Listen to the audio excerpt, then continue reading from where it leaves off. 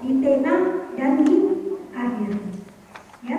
Kemudian saat dan akhir pembelajaran, kalau evaluasi. Nah, yang paling penting tujuannya. Kalau asesmen itu jelas tujuannya untuk melihat perkembangan kondisi anak. Sedangkan kalau untuk evaluasi tujuannya untuk apa? Iya, materi yang sudah kita kasih bisa nggak dia dapat? Itu evaluasi. Oke, ini yang tadi saya sampaikan macam-macam prosedur assessment. Ada namanya assessment formal, ya. Kemudian ada assessment informal, non formal. Prosedur digunakan dalam aspek perkembangan maupun aspek pendidikan untuk menentukan kemampuan anak, bagaimana kinerjanya dalam belajar, ya, mengerjakan tugas, kemudian bagaimana kemajuannya dan perubahan langsung. Prosedur assessment informal boleh nggak dirancang oleh guru? Boleh. Ada kok dikasih lembaran assessment. Ya, itu lembaran assessment yang saya buat sendiri, ya. Dan saya hadiahkan untuk teman-teman ibu guru hari ini. Itu bisa dipakai di sekolahnya. Itu bapak aku hilang. Karena saya nggak mau bilang dikasih itu. Ya. Jadi dirancang sendiri oleh guru. Tujuannya adalah mengembangkan informasi pembelajaran secara langsung. Oh ya, ada tujuannya lembaran asesmen diberikan kepada ibu bapak guru. Ada tugasnya, ya. Jadi ada tugas nanti. Ada bagian subjektivitas rancangan asesmen informal. Adanya subjektivitasnya. Ada kadang-kala ini subjektivitasnya. Ada guru yang satu kita tanya, ada di kontak mata anaknya. Ada di kalau saya bu. Kalau guru yang satu, tidak ada kalau saya. Kenapa? Buat guru yang satu yang tidak begitu paham dengan lamanya kontak mata normal, itu mengatakan nggak lihat ya bu. Kalau saya kontak, Radeva, dia lihat aja bisa selesai, ya, gitu. Kalau guru yang paham terkait KBKA, berapa lama dia lihat kita kontak mata yang normal? Tergantung usianya 5 tahun. 1 menit, 2 menit. Berapa? 2 menit. 2 menit. Ada yang lain?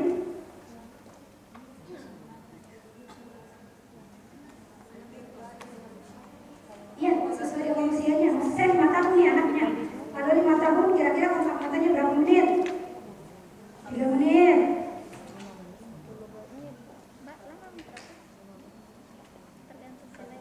1 menit. Betul, bukan 3 menit, bukan 2 menit. Kita berhitung 5 tahun itu kita berhitung sampai 60, ya.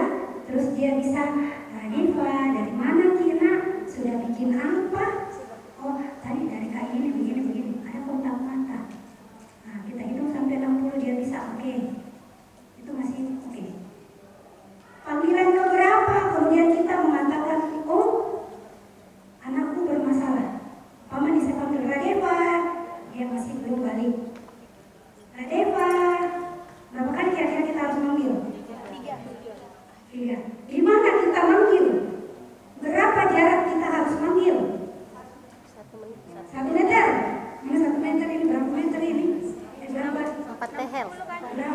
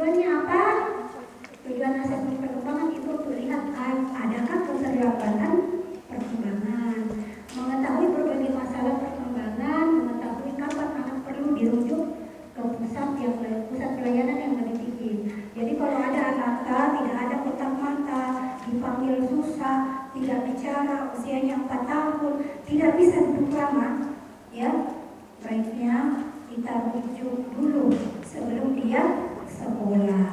Kenapa? Betul, sekolahnya ibu bapak guru sekolah inklusi, tapi ibu bapak guru membutuhkan interdisiplin, membutuhkan profesi lain.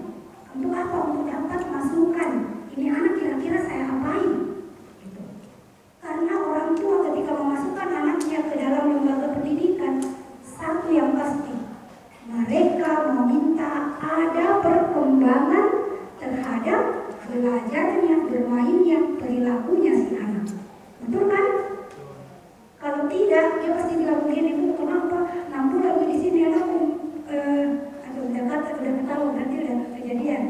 Anakku sudah 6 bulan di sini, tapi tidak ada perubahannya. Padahal dia nggak apa-apa juga di rumah.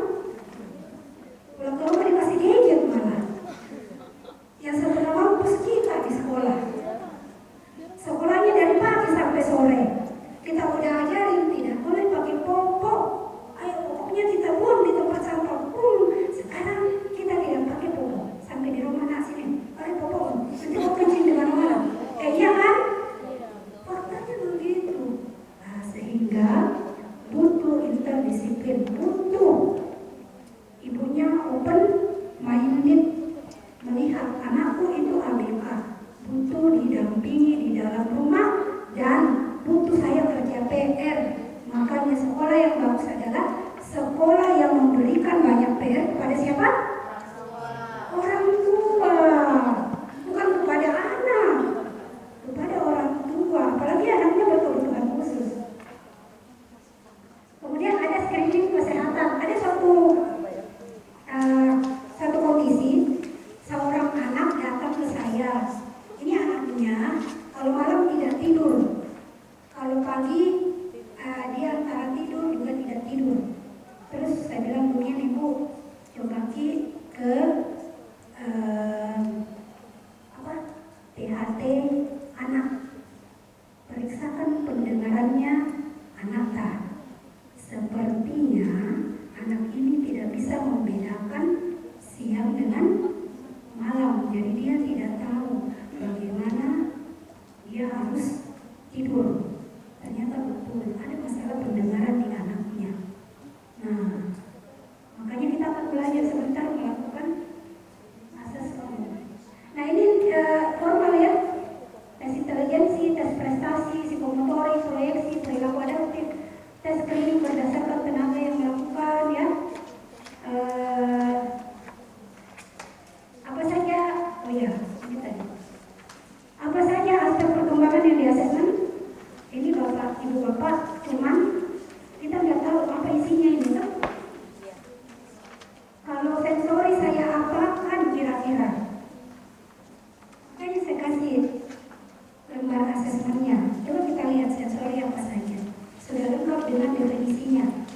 Supaya kita tahu, oh olfaktori itu apa? Oh, kalau anaknya jalan bukan miring jatuh. Itu kenapa? Ya. Nah, kita akan belajar ini. Buat saya materi ada di sini. Kita akan belajar tentang piramida, belajar dari William. Oh, ini Bu yang akan kita pelajari karena ketika kita melakukan asesmen, hal paling dasar pada manusia itu ada di piramida ini.